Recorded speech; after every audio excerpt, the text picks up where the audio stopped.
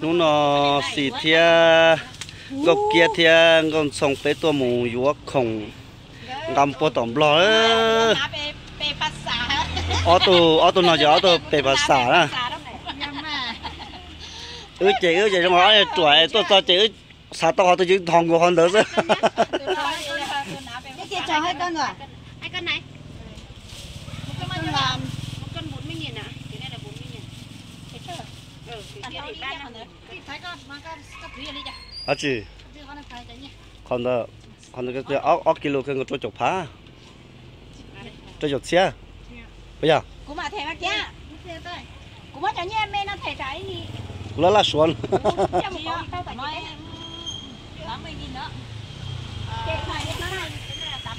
xây là một chỉ cổ á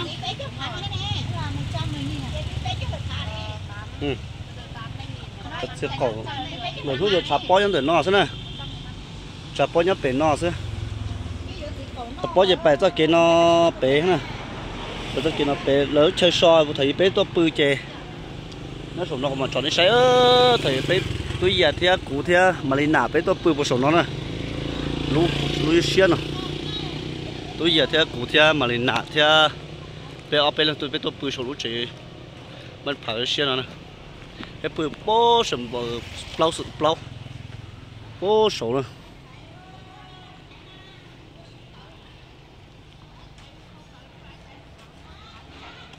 chế chả nó chế bé dùng một chế bé chế vô khổng vô nó vô phải cái bèm rồi thấy như ta có ra không cả mấy lần nó chứ đây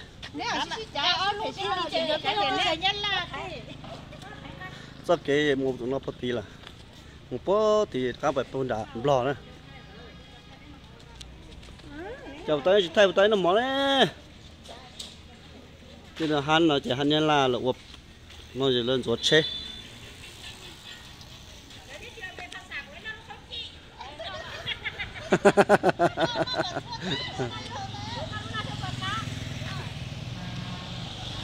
ôi nó có tỏi có chi nữa xì theo con sông cơ xì nó có chi con sông lọp về phật xạ bữa nào nó có chi theo bánh mì à bữa nào nó có chi theo của yo hậu chú đâu ơi bánh mì này bây giờ hồi cho bé rồi tú bé nè cái lúc bé đó nhưng đã có cổ xe cái giống này có xe cho bé nó cổ xe là con sông cho cái này bao nhiêu ba đi chú ơi người dân đói rồi cái mì bao nhiêu đấy 5.000 một chiếc. 5.000 một chiếc à? Cái nào? Cái này ạ? Cái 5.000 hết. Ta nó kể là cái chiếc xe luôn à tay. Ilu chiếc xe. nâng cổ lúc giờ cái bé tôi mua tuần nhiều là phải phải nó bé chỉ nó con ở đây cô cái kìa. Đấy cô cái trong này cho mình nó cũng vô đấy còn đây cho chị có là đây đang thứ hai nè, cho chị mua đây nhở. nó có vỏ thứ được nào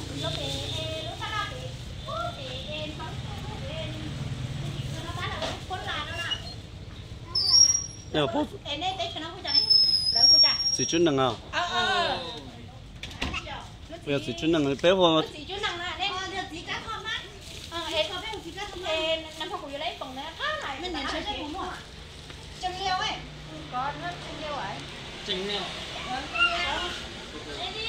treo rồi một thò lúc đó tôi chỉ bố liền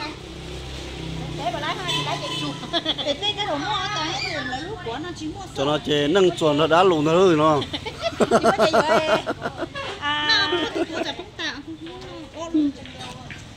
năng gọc phá tao lúc cái chi ha ô có thể thấy ta là giờ của nhà mẹ của lăng gạo đâu là là đó của thấy chi nè chị của bà bên thẻ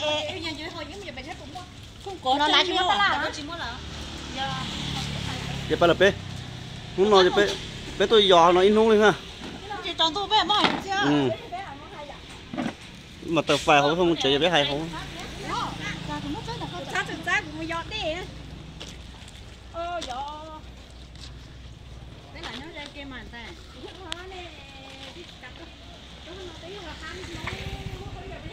mong một con giờ tôi điểm biến động đó đúng không xì xong ứ tôi cho điểm biến động trên gốc kia theo còn xong cái chợ ứ tôi mù vuốt không chứ cái gió tụt tụt chế cái hai chua đợi đá xong rồi chụp bó chứ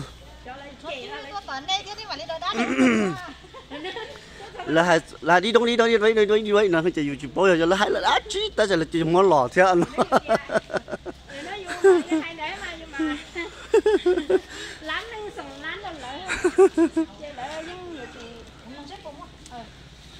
đừng nói về lại đi đông đi đây rồi dù bố này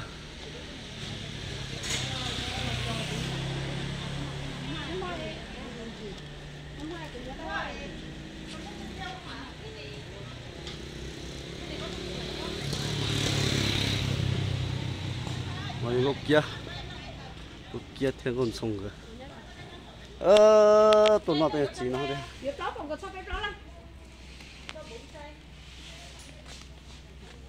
coi nó quá lúc coi chín đó lúc con lo được không lúc nào lúc nào cá không được hả cá thì lúc cho cá nào lúc con nào cái gì chứ mà nhưng lúc nào cá vậy cũng vừa lúc nào cá sẽ cho còi con mà cá tiêu cũng vừa lúc con đi lúc chơi nó thấy thế này lúc này thế nào cha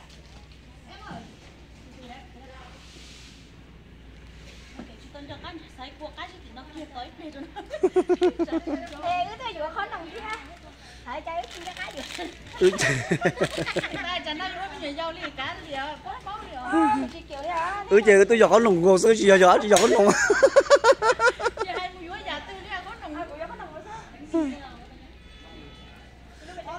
sao ô cũng sẽ chơi vua có bao nhiêu là vua cứ ô cũng chơi cú vua lâu chỉ cho lú được ô thì còn lại muốn ăn thì còn cho túi con túi nước đó đó chị lên mình cho bé làm một thẻ đó vậy nó chỉ xe thôi à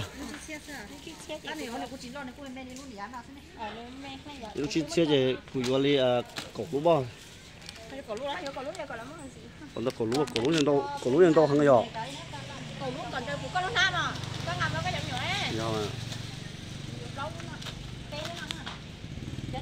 chỗ nó mấy miếng mấy nhỉ? Bây giờ chúng tôi nó cho xíu ở đây nè. Ở đây cũng có cầu chiếc. Đây cầu chín, đây có được chín xíu là. Ok.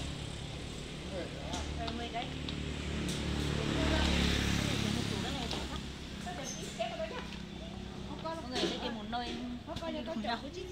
bây giờ con nồng xem nhiều dầu nhiều mà thầu nhớ là chơi nhiều to mà nhiều thế cứ phô cái món nó chơi nhân cho nhiều con nồng cũng nó chơi tôi chơi nhân cho nhiều con nồng nhiều nó đó cái chơi do nó làm tên là những cái chơi những thêm bao nhiêu à chỉ cho xe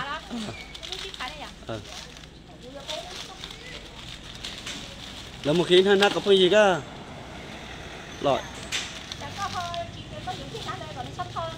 thì nó còn là những thọ à ở khi nó là đi chả này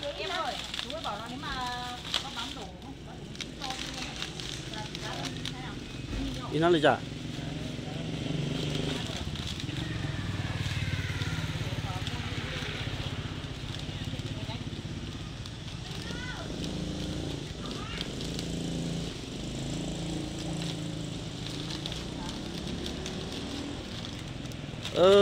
là chơi con nồng trong nhiều dầu nó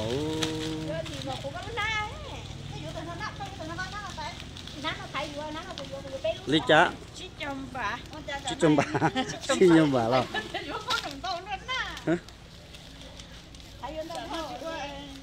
chỉ chôm bà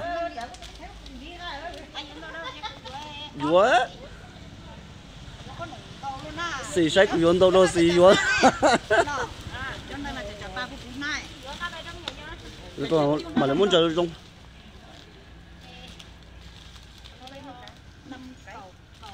cái này mua đã nhiều rồi nhiều này hôm nay là không biết tại kia là tôi dùng để tôi bao nhiêu là này tiền để có sử dụng kia thôi 10 cái mua quả cho em đi Một xoài ngọt. Từ đó bây giờ đang chưa xỏ được tiền hết chưa tính xong. Bao nhiêu à? Cả cái túi này mua ở đây. Túi này cái là 1.000 đâu đâu đây. Cái này 25.000 65.000. Có cuốn này nữa. Không được. Cái này 4 chai nước là 40.000 rồi.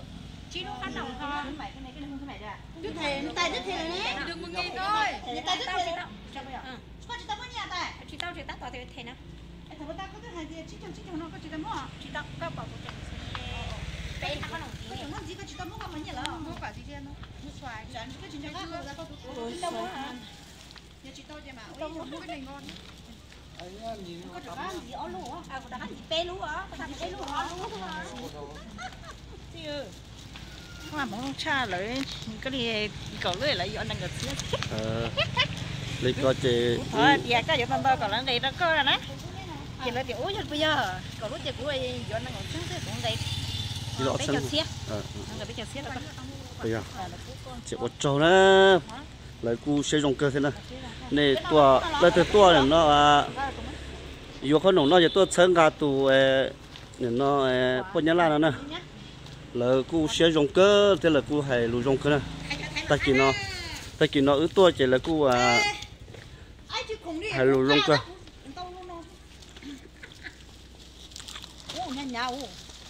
khắp chai Mấy lần mấy lần. Thế rồi, chị bảo rồi. Đặt gì nó tôi Một lần đấy em mua hàng ở đây rồi. Từ ngày hôm nay mua 2-3 lần nữa. Ông đang nói là bảo anh này anh mua nhà em một lần rồi, không biết là mua lúc nào, không biết mua nhà em một lần rồi. Em mặt rồi. Nó mua quên đâu là nó ra đây mua mà. bên tàu khủng bên phải nữa Qua thì có thấy vừa đâu không nó lúc trẻ. do mà Con lo rồi. Cái bó con đâu rồi này. do đó để bốc củ rong ô chọn rong số lần không có mà bỏ mà bốc củ nhọ củ nọ sao bây giờ bốc củ nọ sao linh đấy đó cho nên là sai nó dưới với bà trẻ cái gì ta tỏ mù đi nó nè bên ta tỏ mù nó là bên một con nó chỉ bên một cái kia để lúc chế ta tỏ kia nó bé nè còn chạy cái chassis nè tay đa là nó bé nè linh đó xin chỉ luôn á, rồi đi bên đông chỉ chúng nó nè.